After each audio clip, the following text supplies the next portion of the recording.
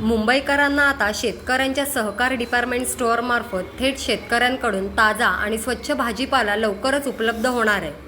मुंबईत अशा प्रकारची 3 शेतकरी सहकारी डिपार्टमेंट स्टोअर्सची उभारणी केली जाणार असल्याची माहिती महाराष्ट्र गृहनिर्माण पुनर्विकास प्राधिकरणाचे अध्यक्ष आमदार प्रवीण दरेकर यांनी दिली. नुकत्याच त्यांनी केलेल्या रत्नागिरी दौऱ्यादरम्यान पत्रकारांशी संवाद साधताना ते बोलत होते. ग्राहक डिपार्टमेंटल सहकारी स्टोअर्स करायचे, जसं आपणा बाजार मुंबईत होतं, आणि त्या स्टोअरमध्ये भाजीपाला असेल तिथे आणून विकायचा, अन्नधान्य कडधान्य जे आहे तिथे विकायचं. याचा फायदा काय होईल? शेतकऱ्याला थेट पैसे मिळतील त्याच्या बांधावर. मुंबईकरांना स्वच्छ, मुंबई पुणे समजा शहर आहेत, स्वच्छ आणि ताजा भाजीपाला कडधान्य मिळेल.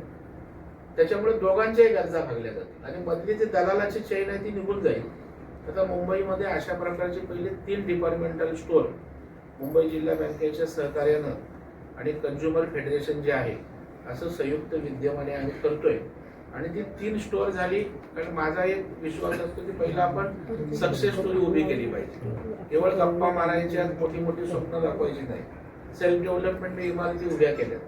तशी 3 डिपार्टमेंटल स्टोअर मी मुंबई बँकेच्या मार्फत अर्थपुरवठा करून महाराष्ट्र स्टेट कंझ्युमर फेडरेशन त्यांना पुढाकार देऊन पणन मंत्र्यांच्या मार्फत आम्ही ती योजना त्या ठिकाणी आणतोय. जेणेकरून कोकणातला आंबा आहे, आज मुंबईत त्या ठिकाणी एक्सपोर्ट होतो, बाहेर जातो. जर आंबा आम्ही त्या ठिकाणी खरेदी केला, हे मोहर येऊन खरेदी करतात तुमच्या, त्यापेक्षा आम्ही येऊन आंबा उत्पादकांना सांगितलं तुम्हाला पैसे आम्ही देतो, हे ऍडव्हान्स देतो, तुमचं सगळे आंबे मुंबईत आणा.